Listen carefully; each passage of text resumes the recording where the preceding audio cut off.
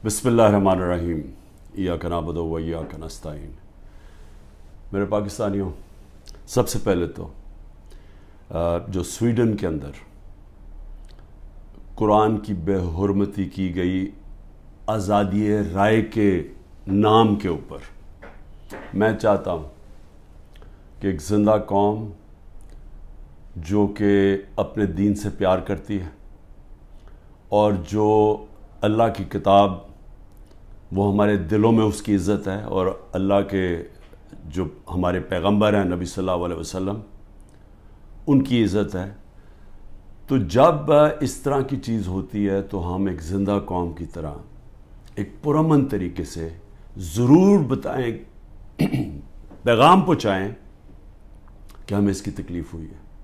तो मैं आप सबको कहता हूँ, मैं सिर्फ तहरीक इंसाफ के लोगों को नहीं, कौम को कहता हूँ कि जुमे के बाद आपने सब ने जुमे की नमाज के बाद निकल के मुजाहरा करना है पुरअमन तरीके से। हमेशा पुरअमन रहो क्योंकि हमारा मुल्क है, हम कोई नुकसान नहीं पहुंचाना चाहते, लेकिन एक पुरअमन तरीके से एहतजाज हो ताकि पैगाम जाए कि पाकिस्तान वो कौम है जो इस्लाम के नाम पे बनी थी और हमें तकलीफ़ हुई है कि ये वहाँ की पुलिस ने इजाज़त दी कि जनाब आप कुरान शरीफ को जला दें और आज़ादी राय के मुताबिक। आपको पता होना चाहिए कि पाकिस्तान की वजह से आज 15 मार्च दुनिया के अंदर एंटी इस्लामोफोबिक दिन बनाया जाता है, यानी जो इस्लाम के ख़िलाफ़ जो हरकतें होती हैं, मसलन नबी सल्लल्लाहु अलैहि वसल्लम की शान में गुस्ताखी होती है और ये जान के जिस तरह ये कुरान शरीफ को जलाया गया, इसको ये इस्लामोफोबिया के अंदर आता है। तो हमारी वजह से यूनाइटेड नेशंस में 15 मार्च को इस एंटी इस्लामोफोबिया दिन बनाया जाता है। तो इसलिए हम सबको जुमे के बाद निकलना चाहिए और पुरअमन तरीके से एहतजाज करना चाहिए। दूसरी चीज़, दुबई में मीटिंग होती है, पाकिस्तान के बड़े बड़े मनी लॉन्ड्रर का मतलब जो इस मुल्क से पैसा चुरा के बाहर ले जाते हैं। जो सबसे बड़ा मसला पाकिस्तान का क्या है कि हमारा रुपया गिरता जाता है डॉलर के मुकाबले में। तो जब आप डॉलर यहाँ से ख़रीद के बाहर भेजते रहें और चोरी करके बाहर भेजते रहें तो वो डॉलर की कमी होनी है और जब डॉलर की कमी होगी तो रुपया गिरता जाएगा। उसके अलावा भी हमने एक्सपोर्ट्स के ऊपर ज़ोर नहीं दिया, कभी किसी ने तवज्जो ही नहीं दी कि हम अपनी आमदनी कैसे बढ़ा सकते हैं। हिंदुस्तान की आज जो एक्सपोर्ट्स हैं ये ज़रा समझ लें 600 अरब डॉलर के करीब है। पाकिस्तान की हमारे ज़माने में रिकॉर्ड एक्सपोर्ट्स थी 33 अरब डॉलर, रिकॉर्ड थी। वो आज उससे भी कम हो गई है, 13% गिर गई हैं एक्सपोर्ट्स। तो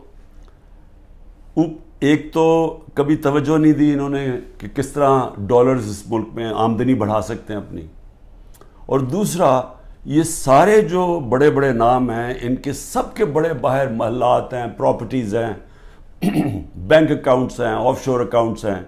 पनामा में क्या हुआ था? पनामा में एक दुनिया के अंदर एक इंकशाफ हुआ कि जिन्होंने बड़े बड़े लीडर्स ने, वज़ीरों ने अपने पैसे छुपाए हुए थे बाहर के मुल्कों में कंपनीज़ के पीछे, यानी कंपनीज़ के पीछे इन्होंने अपनी दौलत छुपाई हुई थी, प्रॉपर्टीज़ ली हुई थी। उसमें नवाज शरीफ की प्रॉपर्टी पकड़ी गई, मरियम नवाज उसकी मालिका निकली और वो लंदन के सबसे महंगे इलाके में अरबों रुपए के इन्होंने प्रॉपर्टीज़ ली हुई थी जिसको मेफेयर अपार्टमेंट्स कहते हैं।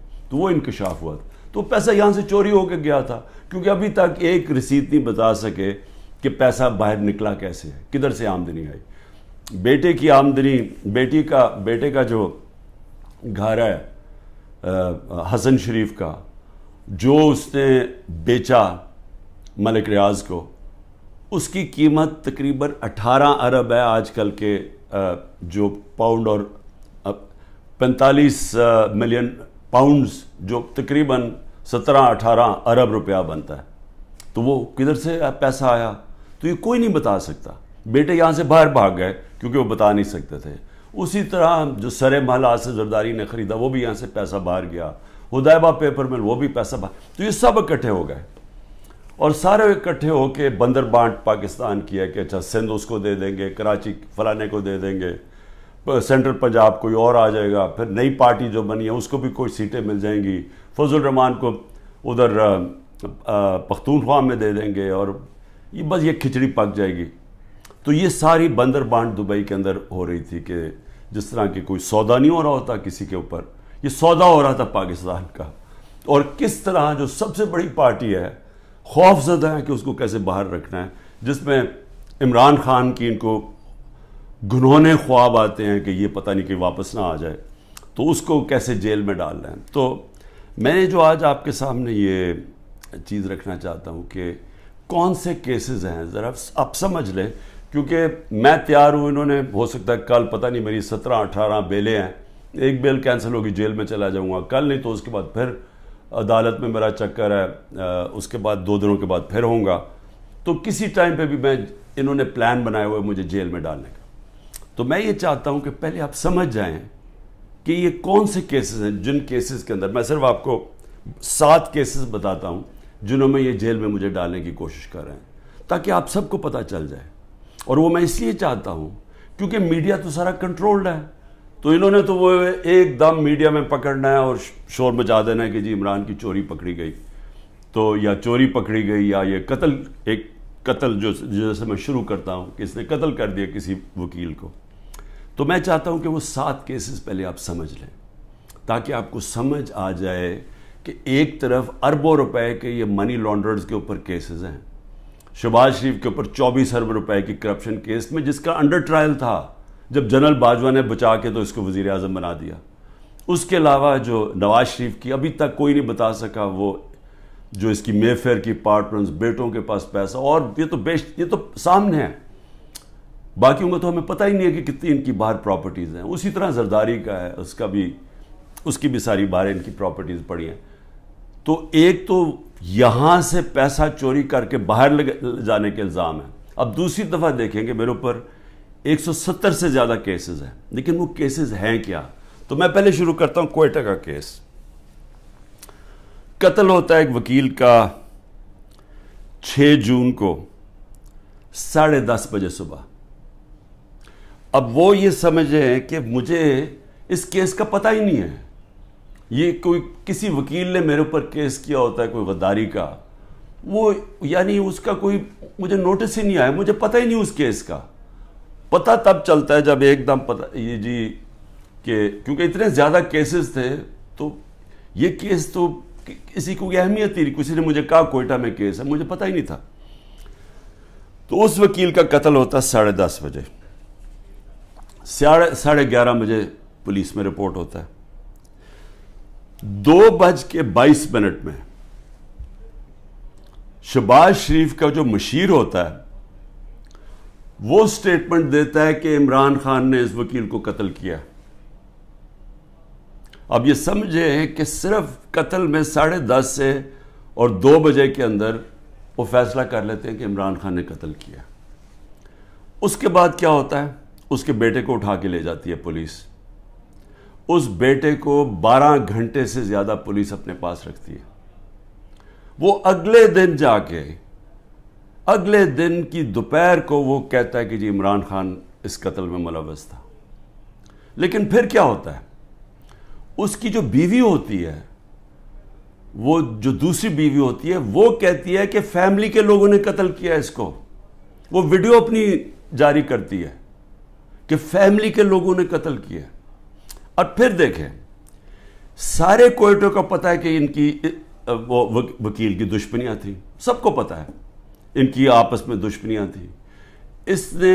اسی وکیل نے جا کے ہائی کورٹ کو کہا کہ مجھے سبی میں نہ کیسز مجھے دو، کیونکہ میری وہاں جان کو خطرہ ہے، میری دشمنی ہے۔ اور پھر یہ دیکھیں، یہ ذرا آپ غور سے یہ دیکھ لیں، یہ اس کو بڑے قریب سے دیکھ لیں، اور اس کے اندر یہ مظاہرے کیا کر رہے ہیں۔ ان کا قتل ہوتا ہے اور یہ قتل میں کہتے ہیں کہ یہ قتل اس وکیل نے اس کے وکیل کی طرف سے یا انہوں نے کیا، اس کا نام لکھا ہوا ہے کہ وہ اس قتل میں ملوث تھا۔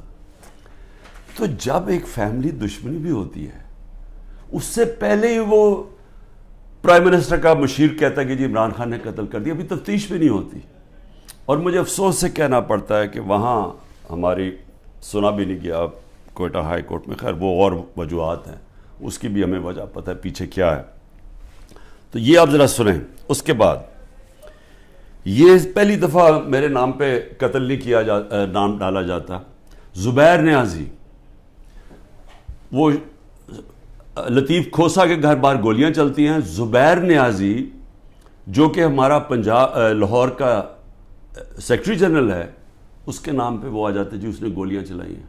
اور وہ گولیاں کسی آدمی کو کھڑا کرتے ہیں جو کہتا ہے جی مجھے زبیر نیازی نے کوئی پیسے دینے تھے گولیاں چلانے کے لیے. اب لطیف کھوسا ہمارے ساتھ ملٹری کورٹس کے خلاف کیسز کر رہے ہیں, تو وہ کیوں گولیاں چلائے گا اس کے گھر, جو کہ وہی کیس کر رہے ہیں جو ہم کر رہے ہیں سپریم کورٹ میں.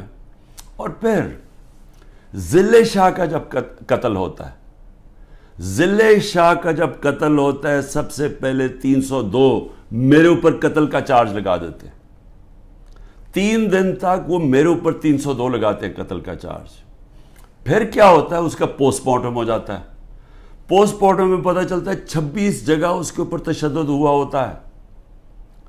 تو اب ظاہر ہے وہ یہ تو نہیں کہہ سکتے تھے کہ عمران خان نے اس کو تشدد کروا کے اپنے کارکن کو مار دیا, تو انہوں نے پھر ایکسیڈنٹ اس کا ڈال دیا. ایکسیڈنٹ میں بھی کہا کہ عمران خان اس کے اندر کوئی اس نے انفارمیشن چھپائی ہے, میرا پھر نام ڈال دیا. میں صرف یہ کہہ رہا ہوں کہ پہلے تو یہ سمجھ جائیں کہ یہ ہے آج کا پاکستان, کہ یہاں کوئی ان کو شرم نہیں آتی اس طرح جھوٹ بولتے ہوئے, اس طرح کے کیسز بناتے ہوئے. ان کو کوئی شرم نہیں ہے کہ ساری قوم کو پتہ ہے کہ جھوٹ بول رہے ہیں. یعنی کون نہیں جانتا کہ یہ جو انہوں نے کیا ہے, سارا کوئٹہ کو پتہ ہے کہ یہ اس کے اندر عمران خان کا کوئی تعلق نہیں تھا. میرا تعلق 150 کیسز تھا, مجھے کیا نہیں, اور بھی کوئی وکیلوں کو میں مرواؤں گا. اور وہ کیس جس کی اہمیت ہی نہیں تھی, سب کو پتہ ہے جھوٹ بول رہے ہیں, لیکن ان کو کوئی شرم نہیں ہے. یہ سر پیر سے اتار بیٹھے ہیں. انٹرسٹ صرف یہ کہ کسی طرح عمران خان کو جیل میں ڈالنا ہے. اب میں ذرا, یہ پہلا کیس ہے, آگے چلیں. آگے کیس ہوتا ہے جی 9 مئی کا. اب 9 مئی کو کیا ہوتا ہے, یہ ذرا غور سے سنیں. 9 مئی کو ہوتا کیا ہے, جو مظلوم ہوتا ہے یعنی جس پہ ظلم ہوتا ہے, اسی کے اوپر اس کو مجھے جب اندر جیل میں ڈالتے ہیں تو میرے اوپر کیسز کی بارش ہو جاتی ہے. 9 مئی کے بعد میرے اوپر 25 کیس ہو گئے ہیں. جدھر بھی کیس ہوتا ہے کہتے جی عمران خان کی ایمان, میرے کہنے پہ یہ ہوا ہے. کہیں کسی نے کچھ کیا ہو یا جو بھی کسی کے اوپر الزام لگایا ہو 9 مئی کے بعد عمران خان کے کہنے پہ ہوا. عمران خان جیل میں بند تھا, اور جو ظلم ہوا ہے وہ عمران خان سے ہوا ہے. میں بیٹھا ہوا ہوں رجسٹری آفس ہائی کورٹ اسلام آباد میں, میرے پاس بیل تھی, مجھے کسی صورت وہاں کوئی پکڑ نہیں سکتا تھا. صرف پولیس نہیں آئی, رینجرز کمانڈوز آئے مجھے اٹھانے کے لیے. ساری دنیا میں کیا امیج گیا, شیشے توڑ کے, لوگوں کو ڈنڈے مار کے, وکیلوں کو زخمی کیا. وہاں کے بیچارے جو کام کر رہے تھے رجسٹری آفس, ان کو ڈنڈے پڑے, چیزیں توڑ دی انہوں نے, اور ایک دہشت گرد کی طرح مجھے پکڑ کے لے کے گئے. میرے اوپر سر پہ لگا, پیچھے میرے خون نکل رہا. کوئی شرم نہیں آئی, کسی نے ابھی تک بات نہیں کی کہ یہ بتائیں کہ کس قانون کے تحت انہوں نے پکڑا تھا مجھے. اسلام آباد کے ہائی کورٹ کے چیف جسٹس نے کہا کہ یہ اس کے اوپر ایف آئی آر کٹنی چاہیے. وہ اور بات ہے کہ وہ نہیں کٹی. سپریم کورٹ میں جب وہ کیس گیا, سپریم کورٹ نے اس کو غیر قانونی قرار دیا. اب میں سوال پوچھتا کہ کوئی جواب دینے والا ہے. بڑا شور مچا, آئی ایس پی آر صاحب نے کہا کہ جی بڑا توہین ہو گئی, فوج کی توہین ہو گئی. پہلے مجھے بتائیں کہ کسی اور کی بھی عزت ہے اس ملک میں, کہ ایک آدمی 50 سال سے دنیا مجھے جانتی ہے, کرکٹ کی وجہ سے جانتی, دنیا سب کو پتہ ہے میرا, کسی اور پاکستانی کو دنیا نہیں جانتی جو آج مجھے جانتی. ساری دنیا کے اندر وہ خبریں گئی, وہ دکھایا مجھے جس طرح پکڑ کے لے کے جا رہے ہیں کہ جس طرح کوئی پتہ نہیں کوئی مجرم ہے, دہشت گرد ہے. پھر کہا جی کرپشن کیس پہ لے کے جا رہے ہیں. وہ کرپشن کیس کے اوپر بھی میں آنے لگا ہوں. اور لوگوں کو جو اس طرح ڈنڈے مارے انہوں نے, کوئی پوچھنے والا نہیں ہے, کیونکہ وہ طاقتور ہے, وہ سب کچھ کر سکتا ہے. جو مظلوم ہے, جن سے ظلم ہوا, اس کو ہی پکڑ کے اسی کے اوپر کیسز کرنے شروع کر دیے. جیل میں بند ہے اور کیسز شروع ہو گئے کہ جی اس کی ایما کے اوپر یہ ہوا ہے تو اس کی وجہ سے یہ ہوا ہے. اور جی کوئی ملٹری کورٹ سب پتہ چلیں گے کہ جو بتائیں گے اصل میں کتنا بڑا وہ غداری کر رہا تھا عمران خان قوم کے ساتھ. میں ذرا آگے چلوں. کسی نے آج تک بات نہیں کی, اور میں یہ خاص طور پہ اپنی آج قوم کو بتانا چاہتا ہوں کہ کیوں میں آپ کو کہتا ہوں حقیقی آزادی کی یہ جہاد ہے. یہ پولیٹکس نہیں ہے, یہ جہاد ہے. ہم غلام ہیں. غلاموں کے کوئی حقوق نہیں ہوتے, جس طرح میرے کوئی حقوق نہیں تھے. میں یعنی سب سے بڑی ملک کی پارٹی کا ہیڈ, جس کو جس طرح اٹھایا انہوں نے, جو کیا, جس طرح ہم کوئی کمی ہے اس ملک کے. اب 25 لوگوں کو گولیاں لگیں, جو مرے, جن کی جو شہید ہوئے, ابھی تک 9 لوگ غائب ہیں. جو پولیس نے یا دھمکیاں دی یا کچھ کیا وہ انڈر گراؤنڈ گئے ہوئے ہیں, وہ بتا نہیں رہے, مسنگ ہیں 9 لوگ. 16 لوگ ہمارے پاس پتہ ہے جن کو گولیاں, 69 لوگوں کو گولیاں ماری اور ان کو شہید کیا گیا. فرانس کے اندر ایک لڑکے کو پولیس نے 16 سال کے لڑکے کو گولی ماری, ایک لڑکے کو. ابھی تک فرانس جل رہا ہے. 1000 سے زیادہ بلڈنگز جل گئی ہیں, گاڑیاں جل گئی ہیں. مشکل نیشنل کرائسس آ گیا ہے. معافی مانگ رہی ہے پولیس کے, جی بڑی غلطی ہوگی, اس کے خلاف ایکشن لیا جائے گا. آزاد لوگ ہیں, آزاد لوگوں کے حقوق ہوتے ہیں. لوگ نکلیں اپنی آزادی کے لیے کہ کیسے جرأت پڑی پولیس کو گولی مارنے کی. یہاں 16 لوگوں کا آج تک ٹی وی پہ نام ہی نہیں لیا جا رہا. سب نہتے تھے. ابھی مجھے ملنے آئے ان کے 2 بچے, ایک چھوٹے بچے جس کے باپ کو گولی مار دی, وہ دبئی سے کام کرے, وہ ایسی مظاہرے کے اندر کھڑا ہوا تھا, گولی چلا دی وہاں. میں سمجھتا تھا 2 لوگوں کی ٹانگیں ضائع ہوئی ہیں, 3 لوگوں کی ٹانگیں ضائع ہوئی ہیں, ایک پیرالائز ہوا ہے جس کی کمر میں گولی لگی ہے. کوئی انکوائری ہوئی ہے کیا یہ انسان تھے نا, یہ پاکستانی ہے؟ کسی نے پوچھا کہ ان کے گھر میں کیا گزر رہی ہے؟ یہ عام لوگ تھے, ان کے بیوی بچے تھے, ماں باپ تھے. کوئی بات ہی نہیں کر رہا. جی بلڈنگ جل گئی. بلڈنگز بھی جب جلیں تو کیا اس کے اوپر انڈیپینڈنٹ انویسٹیگیشن نہیں ہونی چاہیے تھی؟ ہمارے پاس ثبوت ہے. میں اس لیے کہتا ہوں اوپن عدالت کے اندر ٹیلی وائز مجھے سامنے لایا جائے. میرے پاس اب ثبوت آ گئے ہیں. میں یہ ثابت کروں گا کہ یہ سارا پری پلان تھا. یہ مجھے جس طرح وہاں سے اٹھایا ہے یہ بھی پری پلان تھا تاکہ ایک اشتعال ملے. اور اس کے بعد پھر جو لوگوں کا ری ایکشن آیا اس کا فائدہ اٹھاتے ہوئے پارٹی کو کرش کرنے کی کوشش کی گئی ہے, کیونکہ پارٹی دب نہیں رہی تھی. جب سے مجھے ہٹایا کوشش کر رہے ہیں 25 میں کو جی بغیر کراؤڈ ہے, مارو ڈنڈے مارو, یہ ڈر کے پیچھے ہٹ جائیں گے. وہ پارٹی اوپر ہی آتی گئی. بائی الیکشن 30-37 میں سے جیت گئی. اوپینین پولز میں اور اوپر چلی گئی. راجن پور کے الیکشن میں پورا زور لگایا, 40,000 سے گورنمنٹ کا کینڈیڈیٹ ہار گیا. اس کے بعد اس سے پہلے مجھے قتل کرنے کی کوشش کی, دوسری دفعہ قتل کرنے کی کوشش کی. اور اب یہ پلان فائنل بنا کہ جی ان کو اب بالکل ختم کرو پارٹی کو, کہ جی انہوں نے ایک ادارے کی بے حرمتی کر دی. اور اس کو بیس بنا کے سارے ہمارے ہیومن رائٹس ختم ہو گئے ہیں.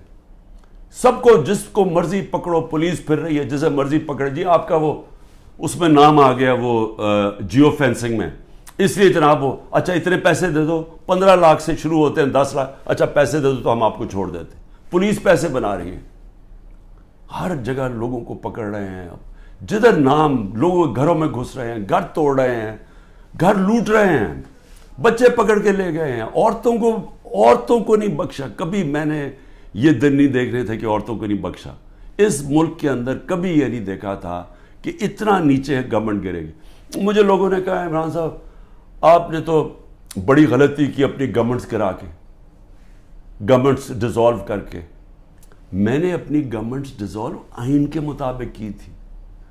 میں اپنے سمجھتا تھا کہ ہمارے ملک میں ہمارے سارے وکلا، ہمارے سارے ججز آئین کے ساتھ کھڑے ہو جائیں گے. 90 دن میں الیکشن ہونے تھے. چیف جسٹس اور سپریم کورٹ اناؤنس کرتے ہیں الیکشن 14 مئی کو. گورنمنٹ آئین کی پرواہ نہیں کرتی. اب گورنمنٹ کہتی ہے کہ جی اگر ملٹری کورٹس اگر اس نے خلاف فیصلہ کیا سپریم کورٹ نے، تو ہم سپریم کورٹ کے فیصلے نہیں مانیں گے. تو رہ کیا گیا پھر؟ تو رہ تو یہی کیا کہ ڈنڈے سے اب اپنے سروں کو کنٹرول کرنا ہے.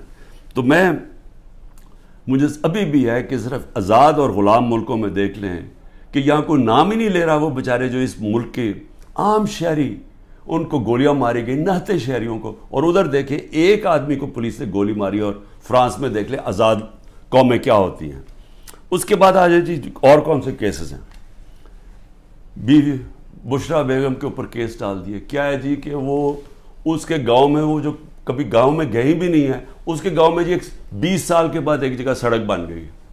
اینٹی کرپشن کا کیس اس پہ کر دیا. میری چھوٹی بہن عظما، اس کے اوپر اینٹی کرپشن مجھے بیچ میں ڈال دیا کہ جی میں جب پرائم منسٹر تھا میں نے اس کو بڑی سستی کوئی زمین دلوا دی ہے یا لوگوں سے قبضہ کر کے. اور یہ اتنے ڈفرز ہیں کہ کہا کہ جی 6 ارب کی زمین اس کو دلوا دی ہے. ان کو اتنا نہیں پتا کہ وہ چیک سے اس نے پیسے دیے. پہلے تو وہ چیکس کے پیسے، ذرا یہ چیک نمبر دیکھ لیں کہ اس نے پہلا چیک کس دن دیا؟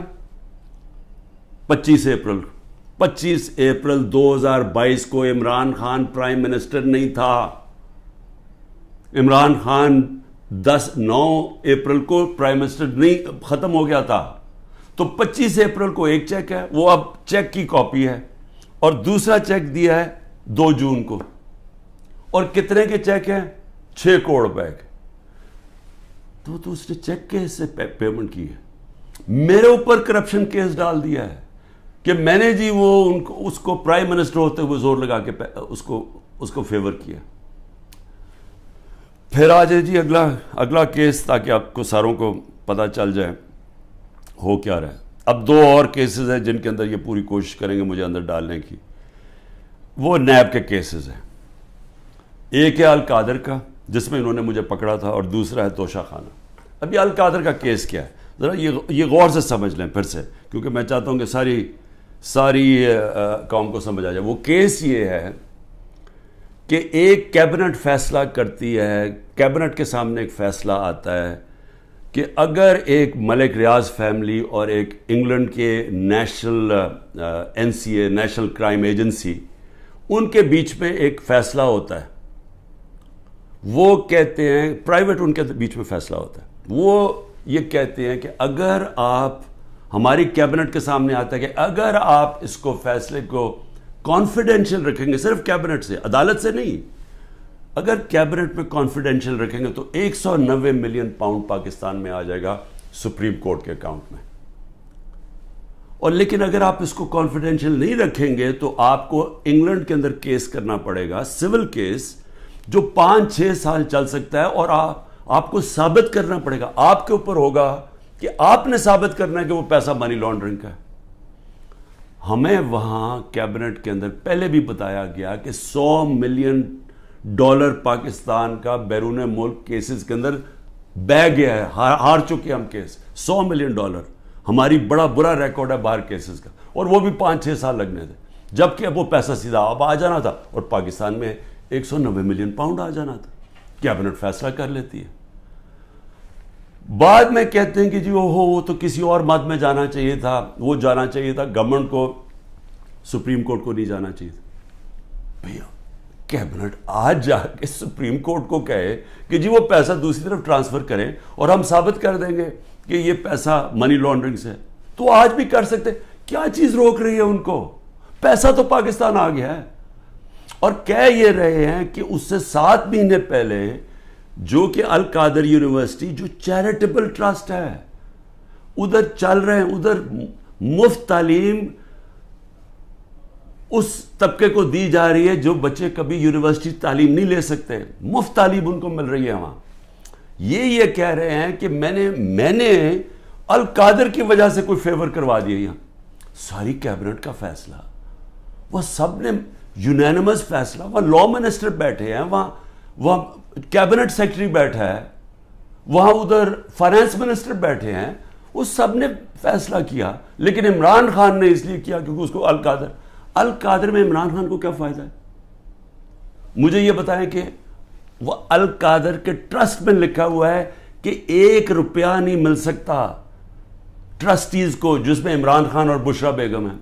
جس طرح نمل یونیورسٹی کے ہمیں کوئی پیسہ نہیں مل سکتا, جس طرح شوکت خان ہمیں نہیں مل سکتا. یہ چیریٹیبل ٹرسٹ ہے.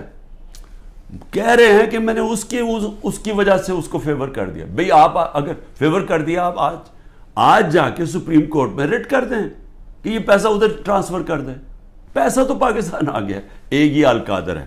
دوسرا ہے جناب توشہ خانہ. توشہ خانہ کیا ہے؟ ذرا غور سے سن لیں. 70 سال سے قانون یہ ہے کہ جب گفٹس ملتی ہیں پرائم منسٹر کو, پریزیڈنٹ کو, آرمی چیف کو, منسٹرز کو, جن کو بھی جب گفٹس ملتی ہیں تو وہ کیا ہوتا ہے, وہ سیدھا توشہ خانہ میں جاتی ہیں. توشہ خانہ کے اندر اس کی ویلیو نکالی جاتی ہے. ویلیو کیسے نکالی جاتی ہے؟ وہ FBR سے علیحدہ ویلیو لیتے ہیں, اور پھر ایک اپریزر ہوتا ہے جو انڈیپینڈنٹ ہوتا ہے, اس سے علیحدہ ویلیو لیتے ہیں. وہ جو ویلیو زیادہ ہوتی ہے وہ آ کے بتاتے ہیں کہ جی آپ نے بتائیں یہ اس کی ویلیو ہے, ان کے زمانے میں 20% دے کے آپ خرید سکتے ہیں اگر آپ رکھنا چاہیں. ہم نے اس کو 20 سے 50% کر دیا کہ آپ 50% دیں, وہ گورنمنٹ کو چلی جاتی ہے اگر آپ رکھنا چاہیں. یہ ہے قانون. میں نے اسی قانون کے مطابق کئی گفٹس لی, کئی میں نے نہیں لی. مجھے یہ بتائیں کہ اس میں میں نے غلط کام کیا کیا ہے؟ سارا ریکارڈ وہاں پڑا ہوا ہے. جو میں نے گفٹس لی, جو بھی میں نے فیصلہ کیا میں نے بیچ دی ہیں, اس کے اوپر کیپٹل گینز ٹیکس وہ سارا FBR میں نے ڈکلیئر کیا ہوا ہے. سارا کچھ میرا ڈکلیئرڈ ہے. اس میں نے غلط کام کیا کیا؟ یہ کہہ رہے ہیں کہ جناب وہ اس کی غلط ویلیو دکھا دی. بھئی غلط ویلیو دکھا دی تو ان سے پوچھے جو ویلیو نکال رہے ہیں. میرا تو کام نہیں ہے ویلیو کی. میں تو نہیں جا کے بیچ رہا, میں تو نہیں اسیس کر رہا. مجھے تو جو ہے ایم ایس جو ہوتا ہے ملٹری سیکٹری آپ کا, وہ آپ کو آگے بتاتا ہے کہ جی یہ اپریز ہو کہ یہ آئے ہے اس کے ویلیو, آپ فیصلہ کر لیں آپ نے لینی ہے نہیں. یہ ہوتا ہے اور یہ پہلے سے چلتا آ رہا ہے.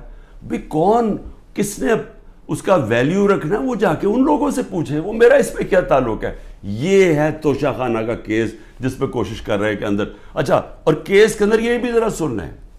ایک توشہ خانہ کا کیس ہے, اس کے اوپر نیب بھی بلا رہی ہے, اس کے اوپر الیکشن کمیشن بھی اس کو اٹھایا ہوا ہے, اور FIR بھی کاٹی ہوئی ہے اس کے اوپر. یہ کبھی ہو ہی نہیں سکتا کہ ایک ایشو کے اوپر 3 مختلف جگہ کیسز چل رہے ہوں.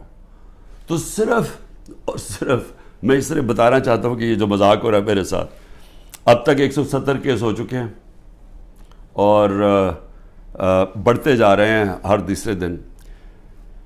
لیکن میں جو آخر میں کہنا چاہتا ہوں اپنی قوم سے, دیکھیں جس طرح اب ہم جا رہے ہیں نا, یہاں حکومت نہ کسی آئین کی پرواہ کر رہی ہے, کوئی آئین کی فکر نہیں ہے ان کو. اداروں کو انہوں نے تباہ کر دیا کیونکہ اداروں کا 1 پوائنٹ ایجنڈا ہے کہ کسی نہ کسی طرح تحریک انصاف کو ختم کیا جائے. کیوں ختم کیا جائے؟ کیونکہ ان کو ڈر لگا ہوا کہ جب الیکشن ہوں گے تو تحریک انصاف جیت جائے گی, اور یہ وہ لوگ جو سمجھتے ہیں ہم نے عمران خان کو ہٹایا اب اس کو ہم نے واپس نہیں آنے دینا. یہ سارا ملک تباہی کی طرف صرف ایک 1 پوائنٹ ایجنڈا پہ جا رہا ہے. اب میں اپنی قوم کو کیا کہنا چاہتا ہوں, دیکھیں ہم نے فیصلہ کرنا ہے کہ کیا ہم نے اب اس خوف کی زنجیروں کے اندر اپنے آپ کو غلام رکھنا ہے. میں نے آپ کو بتا دیا کہ آزاد قوموں کے اندر ایسی چیزیں نہیں ہوتی. کوئی کسی کی جرت نہیں ہوتی آئین کے خلاف جانے کی, کسی کی جرت عدالت کے فیصلوں کے خلاف جانے کی نہیں ہوتی. کوئی کسی کو اس طرح اغوا نہیں کر سکتا جس طرح مجھے اٹھا رہے تھے, جس طرح عمران ریاض کو غائب کر دیا. اب عمران ریاض کا کیا کام تھا مجھے بتائیں, اس کا کیا تعلق ہے جو 9 مئی کو ہوا ہے, اس کو کیوں ابھی تک غائب کیا ہوا ہے؟